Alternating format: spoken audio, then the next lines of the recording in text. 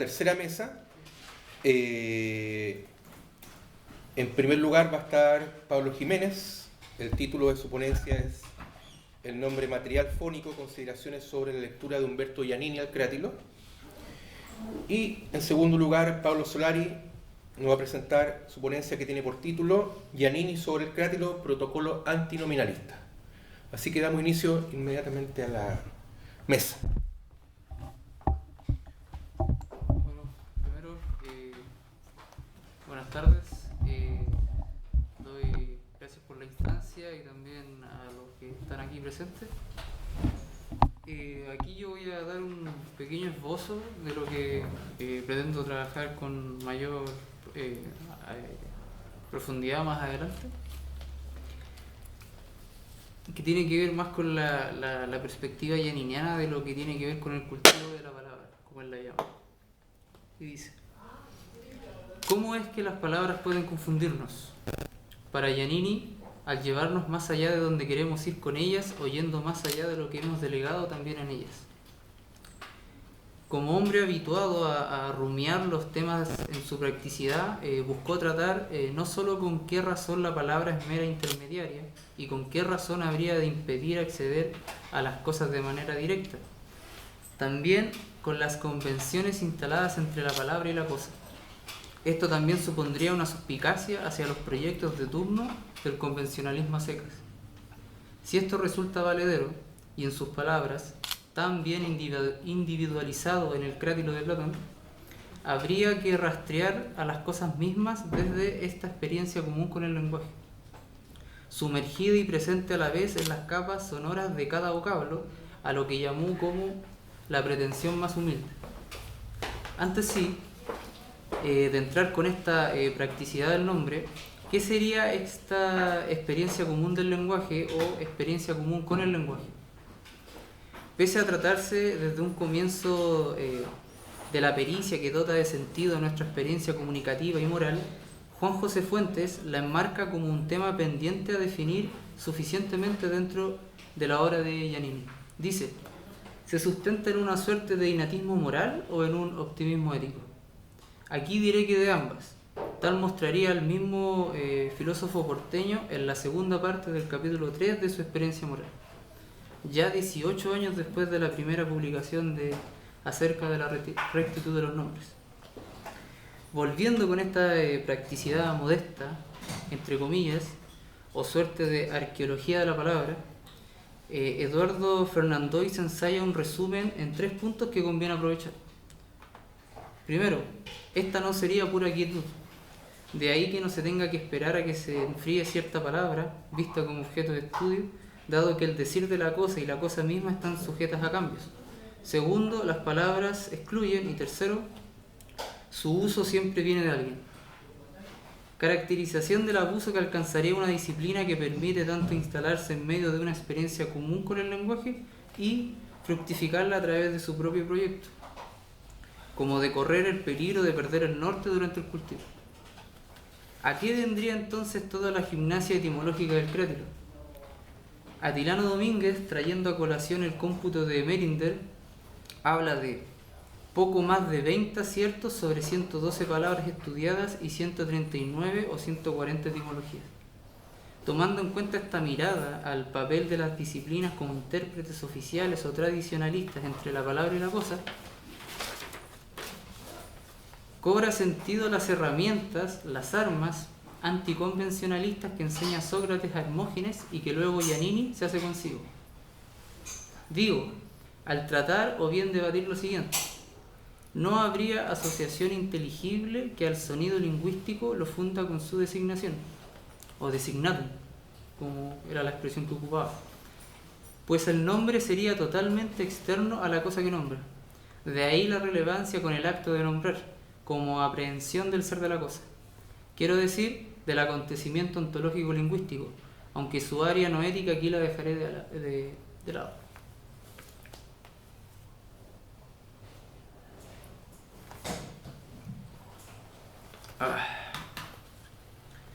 Entonces, traduciendo de un sonido lingüístico al que sigue, esperando que digan una misma cosa y desde una misma perspectiva, se debe reconocer parecido al caso de Hermógenes, de las alteraciones en los decires de los nombres por efectos colectivos o ya históricos. Habrá que aceptar los decires, en plural, de una misma cosa, pero ahora, desembarazándonos por una parte del exceso de creatilismo, como lo llamaba en Metafísica del Lenguaje, ¿distintos sonidos logran designar una misma cosa? Indaguemos un poco en esto. Platón reiteradamente encamina sus tesis a la teoría de los arquetipos, a fin de que el nombre exponga su pretendido ser permanente. Allí donde el etimólogo opera como onomaturgo, y cito: es cierto que en cada nombre fónico se recubre un antiguo decir, que hay un logos sumergido y que la etimología puede poner al descubierto. Fuera de que esta estratificación anuncie los desacuerdos de Platón, el nombre sonoro, fónico, permite que triunfe la función designativa, discerniendo y enseñando mediante su propia materialidad, pues cristaliza aquella labor previa de aprehensión del acto de nombrar. Eso sí, dice Giannini, como instrumento materializante está obligado a enriquecer con nuevas predicaciones. Suscrito entonces a la materia sensible y restringido por las intervenciones de personalidades sucesivas, el nombre fónico entraña una hipótesis historicista del lenguaje. Ya para ir cerrando, la arremetida intertextual de Giannini a lo largo de su obra frente al proyecto del formalismo lógico moderno con desmantelar el lenguaje natural conserva una posición a favor del uso lingüístico del decir cotidiano y corriente. Asimismo, cabe preguntarse cuán imbricado estuvo Giannini con los reparos que hace Sócrates a la postura de Crátilo como interlocutor, o mejor dicho, cuán imbricado estuvo Giannini con los reparos que hace Sócrates frente al ala tradicionalista de la escuela heraclitiana. Teloneando así también a la ponencia que nos depara, habría de sostener que Giannini precisa tanto replicar al convencionalismo y, por su parte, recalcar las falencias que tanto él como Platón profundizaron en el fondo de la convicción naturalista de Crátilo. Si interpolamos el tema, claro está. El punto ha sido tratar un piso a trabajar desde una óptica gianniniana que reevalúe el tipo de tratamiento de las disciplinas que cultivan la palabra o revisan su arqueología, como la etimología o la historia conceptual. Este problema con el ortodes que veíamos en la mañana, cuando se discute en este tema de los regímenes, como prefiero llamarlo, o la voluntad de poder, que también se mencionó en el segundo bloque. A propósito, como paréntesis, de la riña que pinta Koselleck ante algunos postulados de Derrida, que se encuentran en el capítulo 5 de Historia de Conceptos. Por último, ya en vista de la practicidad con el lenguaje que tanto preocupó a don Humberto, quisiera compartir estas palabras de Pablo Oyarzún con las cuales prologa Metafísica del Lenguaje. ¿Qué más insistente para nosotros, forjadores inciertos de comentarios, que el deseo de ir a las cosas vivas? Gracias.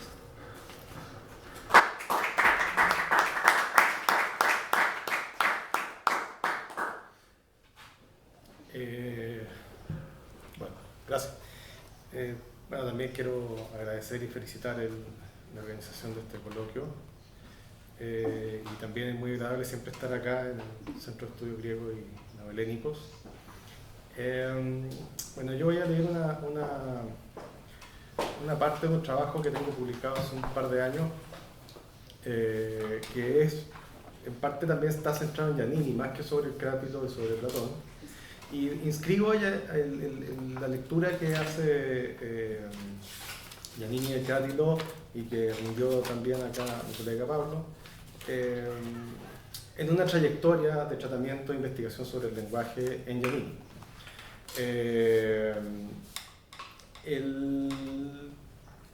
Bueno, entonces lo que me interesa es situar el estatuto del Crátilo, el rol del Crátilo como estratégico en un debate, digamos, pensando en la historicidad de ciertas recepciones, digamos, locales del Crátilo, incluyendo este mismo coloquio, digamos, como un lugar un lugar importante donde se juegan ciertas cuestiones y dilemas dentro de posiciones filosóficas o escuelas filosóficas o modos de pensamiento.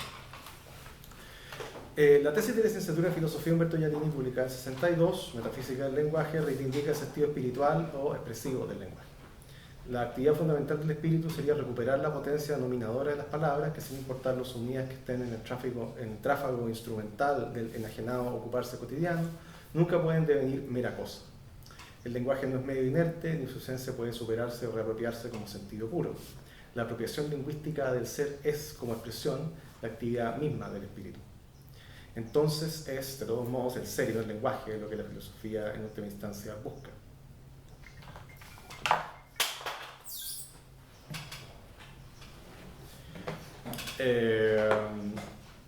Esta dimensión espiritual, desde la que se piensa el lenguaje, arrastra consigo la figura de la apropiación, y Giannini no deja de advertir el peligro que allí anida, reintroducir el solipsismo, oscureciendo el fenómeno de la comunicación.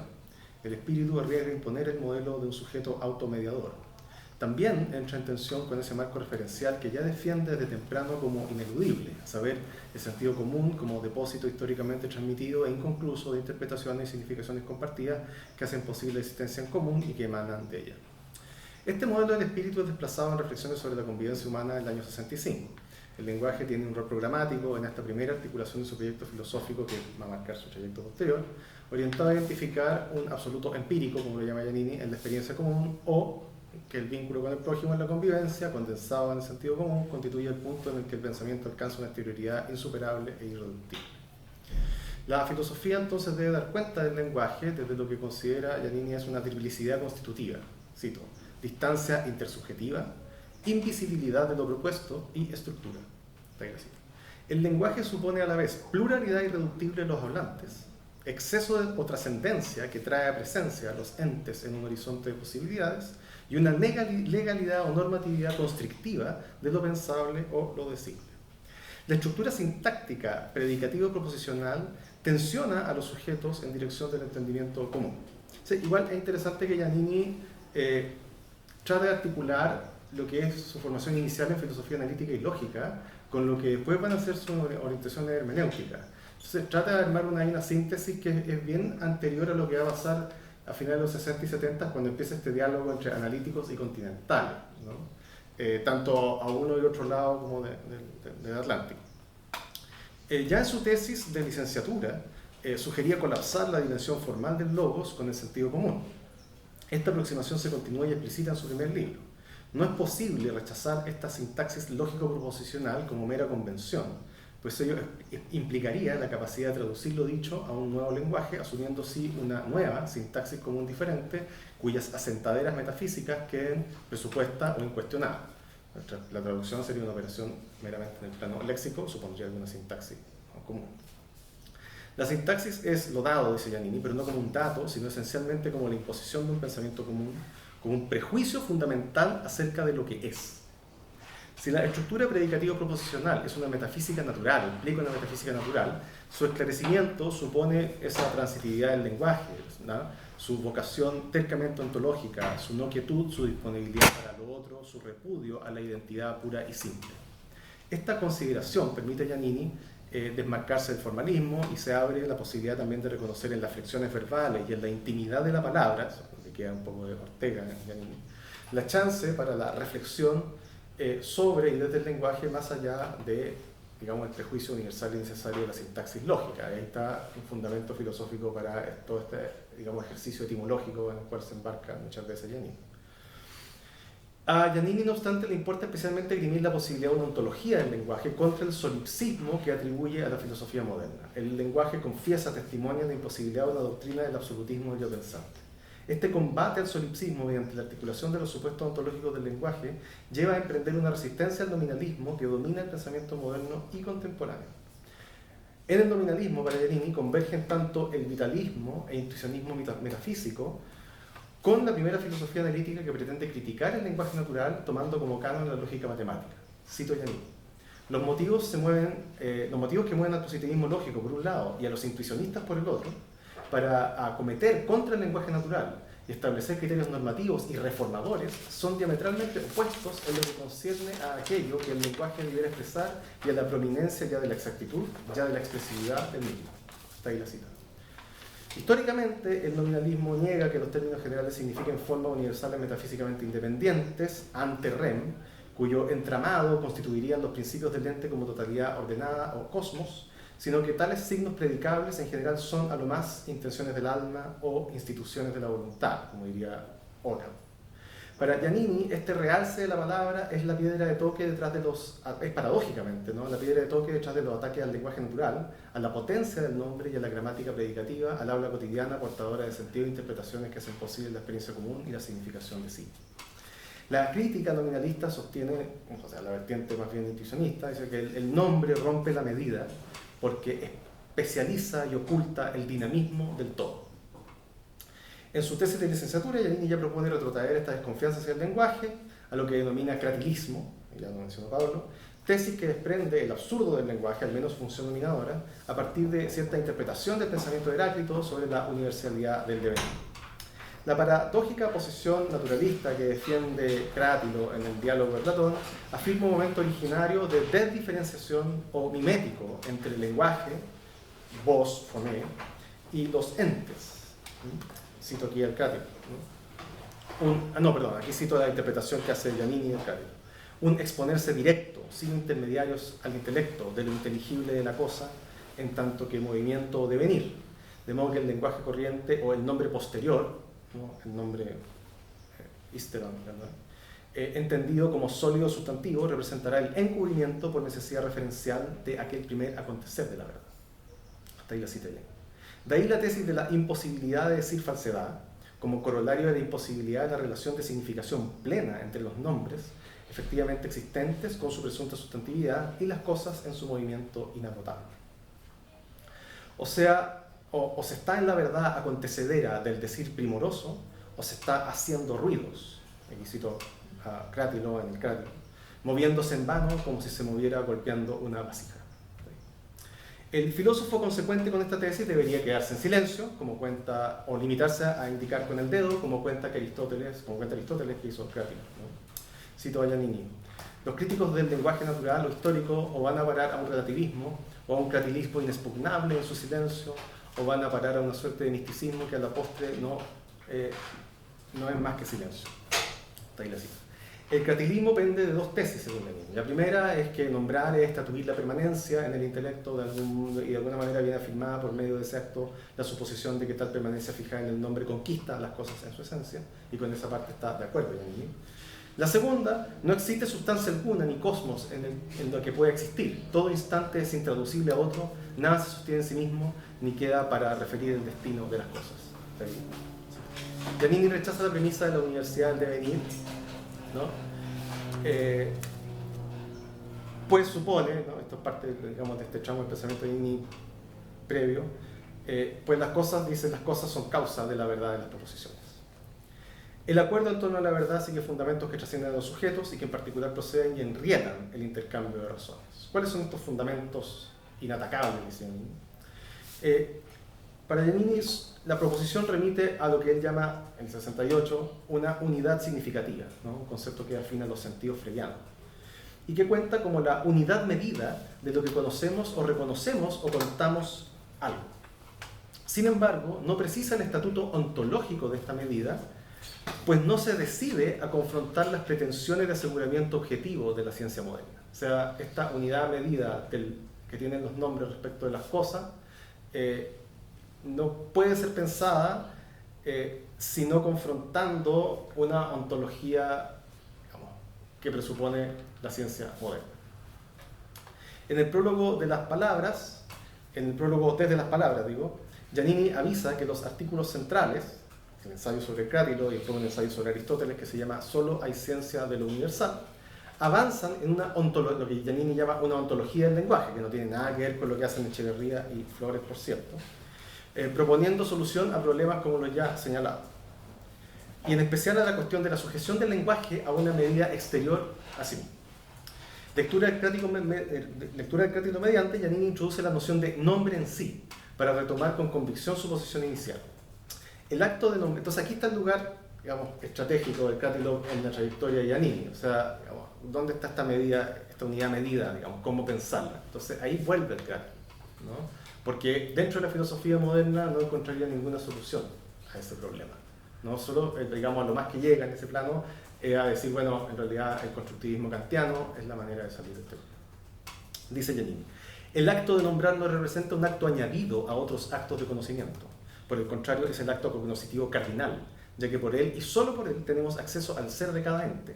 Por tanto, cualquier otra forma de actividad inteligible ha de estar asentada como en su fundamento en este acto que abre a la aprehensión del nombre en sí, el nombre ontológico. Este nombre en sí no debe confundirse con el nombre sonoro, mencionaba Pablo, sometido a una historicidad, expansión y síntesis de su significado por participación en combinaciones proposicionales, descaminando entonces el empeño de una presunta etimología fundamental en descubrir el ser de las cosas en los nombres sonoros primitivos, y descaminada, por tanto, la desazón por su imposibilidad, o sea, lamentar que no podamos acceder al nombre originario, ¿no? Y aquí hay un elemento que, claro, yo no lo tengo desarrollado, pero también es un ajuste de cuestas con en el fondo, el método o el modo etimológico o filológico de pensar que está instalado en Heidegger y en Ortega, que dominan la escena filosófica en los años 60. ¿No? Estoy pensando en toda la influencia en torno a Grassi, a lo que genera Francisco Soler, ¿no? En la Universidad de Chile, ¿no? Entonces hay, digamos, por lo menos en la Chile hay un etimologismo, hay un filosofismo y una pretensión de acceder a algo así, como un decir primordial, a través de un ejercicio etimológico, que sería el modo eminente con el cual se recupera el acceso a las cosas, ¿no? Entonces aquí Giannini está, si bien no es ajeno al uso de las etimologías, está descalificando una especie como de primado filosófico. Pues estas, digamos, los nombres sonoros serían meras imitaciones de las apariencias útiles para el deslinde y la transmisión de la nominación inteligible. La rectitud del nombre sonoro, su potencia para, cito, enseñar y dejar ver a través del ser, el ser de su ser, el ser de las cosas que nombra, pende de su capacidad para desenrollarse bajo la forma de proposiciones verdaderas. De modo que todo nombre, salvo los primitivos, es un logos encubierto. Un poco lo que planteaba. El discurso corriente, solicitado por la inmediatez de las cosas, por supuesto, reduce el nombre sonoro a su vez, digamos, a función meramente designativa o instrumental, un poco lo que mencionaba Marcelo. Esta interpretación está en tensión con lo que afirma Sócrates al final del texto, por supuesto, ¿no? En su refutación de Crátilo, al saber que es evidente, cito, que hay que buscar otra cosa diferente de los nombres que nos refleje sin nombres a cuáles de ellos son los nombres verdaderos, indicando claramente la verdad de las cosas existentes. Es posible aprender las cosas existentes sin nombres. Sin embargo, más allá es evidente que hay una tensión en el texto platónico mismo, pues Giannini se atiene a lo que Sócrates plantea en su refutación del convencionalismo de Hermógenes, donde él plantea justamente que habría algo así como un nombre en sí, así como la lanzadera. No me corresponde entrar en esta tensión ni menos arbitrarla, solo cabe indicar que la posición platónica no dimidia simplemente, sino que establece o sea, no pasa entre medio, sino que establece una compleja progresión dialéctica del convencionalismo al naturalismo en dirección a establecer un esclarecimiento, que no fue alcanzado satisfactoriamente en este diálogo a juzgar por discusiones posteriores. Por ejemplo, el tema de la segunda navegación en el Fedón, donde hay que acceder a las cosas a través del lenguaje. Y para qué decir lo que pasa en el Sofista, digamos, donde establece una distinción justamente entre ónoma y rema que pareciera no estar en el Crátilo, ¿no? Sea como sea, la teoría de los nombres que depende de Giannini del Crátilo se coordina con una toma de posición en torno a la cuestión de los universales al hilo del pensamiento de Aristóteles, posición que termina por definir el sentido en que el lenguaje predicativo profesional presupone una medida de las cosas. Cito: el nombre predicado no es en sí mismo un principio último de comprensión del nombre sujeto. No es la medida final de lo que se presenta a su enjuiciamiento. El lenguaje mide en cuanto es medido por el ser. Esto es, toma su medida de ciertos principios extralingüísticos que rigen el ser de las sustancias devinientes, por las que se rige además el pensamiento que quiere comprenderlas. Esta es la cita. De este modo, la articulación de los supuestos ontológicos del lenguaje, su estructura predicativa profesional, lleva a Giannini a la recuperación filosófica de una comprensión premoderna de la naturaleza. El problema de los universales, dice, asume un carácter cósmico. Giannini confidencia incluso la necesidad de una interpretación que capte el sentido astrológico de la ontoteología aristotélica, anclada en el sol cuyo movimiento eterno ritma los ciclos de las sustancias sensibles en el mundo sublunar, como vía media, ¿no? Pareciera ser la intención de Giannini, entre materialismo y Platón. Explicitado en su dirección esencial, los compromisos metafísicos del lenguaje natural en su uso mostrativo, persisten todavía tensiones entre espíritu y comunicación. Persiste, por lo tanto, una comprensión de la pluralidad humana como apariencia de una misma realidad. Cito, el ser humano puede discernir, retener y transmitir de un alma a otra, de un momento de sí a otro, aquello mismo que en un acto indiviso y puro el alma ha contemplado. El nombre fónico es un instrumento intersubjetivo y transsubjetivo del acto más radical y previo de nombrar el nombre en sí de las cosas. ¿Para qué ese discernir y retener y retransmitir los contenidos aprendidos en las operaciones del alma? Pues si somos un mismo ser, digamos, ¿por qué habría de haber comunicación? El espíritu, recordemos, está siendo concebido ya desde la tesis de licenciatura especialmente como actividad de nominación. Además, ¿no hay aquí todavía una especie de concesión del nominalismo que se quiere combatir? Bueno, esto cierro. Parece que Giannini se aproxima a una respuesta a estas cuestiones en la experiencia moral, que también citó Pablo en 1992. Dice, la aprehensión de la verdad, pensada ambiguamente en términos de dominación, es subsumida en un concepto cósmico de comunicación. Cito Giannini, en el vasto sentido en que se dice que un móvil comunica movimiento a otro o que cierta cualidad se transfiere parcial o ejemplarmente de una cosa a otra, creando una comunidad cualitativa de ser. Si desde las palabras se admite, ¿no? Cito, el nombre común depende absolutamente de un acto de aprehensión en el que la conciencia cognoscente recibe el ser universal de la realidad misma, está ahí la cita, ahora se precisa y explaya la índole de esta relación. Al conocer el alma, se comunica, por decirlo así, a esta comunicación primaria por el que el ente le ha traspasado algo de su ser. Entonces, ella misma se vuelve comunicativa, pero no en el modo del ente, sino en su propio modo de comunicar, es decir, significando. Hasta ahí sí. Eso.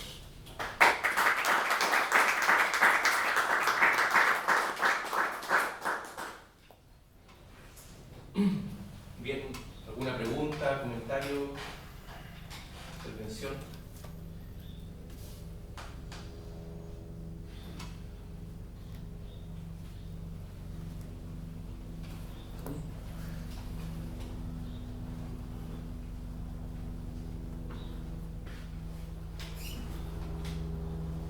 No sé si es la misma. Vale.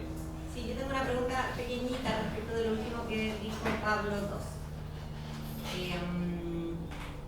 Esta cuestión del comunicar, cómo se comunica un impulso, qué sé yo, de alguna manera, o sea, a mí me resuena y creo que podría ser, yo no conozco nada de Giannini, o sea, nada profundo, entonces una pregunta sincera, o sea, no problematizadora, sino para salir de esta duda. ¿No habrá alguna, veo que puede haber por la terminología, alguna relación entre esta idea y la teoría de la participación medieval? ¿Es así? Totalmente, sí. Sí puede como... Porque, claro, la teoría de la participación es una teoría de la analogía. Entonces, ¿cuál es el lugar del pensamiento analógico quizá en esta propuesta de ella? Ya. Porque no apareció... No, claro, es una estructura analógica. O sea, el cosmos es un sistema de analogía, ¿no? La organización del cosmos es una organización analógica. Y quiere recuperarlo eso abiertamente. Pero claro, yo tampoco sé de debates, digamos, de Giannini en torno específicamente a la noción de analogía. Por ahí parece que los tiene, ¿no? Entra en alguna parte de la noción de la analogía, pero lo que es, o sea, el concepto más primitivo que usa es el concepto de transitividad, ¿no? Y lo que justamente se interesa Giannini es, como en mi lectura, pensar a partir de este concepto de transitividad el ser del lenguaje y la singularidad del ser del lenguaje, que yo creo que aquí está el punto como donde se resiste Giannini al materialismo y al nominalismo, en que digamos, habría una reflexividad de la significación que no puede ser captada por ninguna concepción materialista del lenguaje. Muy orteguiano ese. Claro. O sea, había un ser desdoblado del lenguaje que no puede entrar porque la materialidad tiene una relación de referencialidad que es indiciaria, digamos, ¿no? Que bueno, lo que estábamos un poco discutiendo antes, y las nociones clásicas son más bien como lineales, ¿no? Entonces no hay ningún minuto de pliegue, ¿no? Entonces yo creo que él también rescata en Platón esa insistencia sobre la imposibilidad de reducir el lenguaje a una entidad que interactúe materialmente con otras entidades materiales, ¿no? Y claro, al ir en esa presión, digamos, evidentemente termina ¿no? Yendo en la dirección de lo que planteas tú en torno a la noción de concepción de tecnología y de participación, y esas cosas, el alma que comunica, ¿no? El ente que, ¿no? que comunica, digamos, que participa su propio ser, digamos, y esta aperturidad del alma que es como todas las cosas, entonces formalmente, ¿no? Se hace, digamos, sí, se hace semejante, ¿no? Pero no miméticamente semejante. No, claro, por eso la noción de analogía sería importante, porque no es una imitación. No una imitación. Simple. Claro. La diferencia es más importante que la identidad. Claro, es una ratio. ¿Sí? Claro, una ratio. Sí.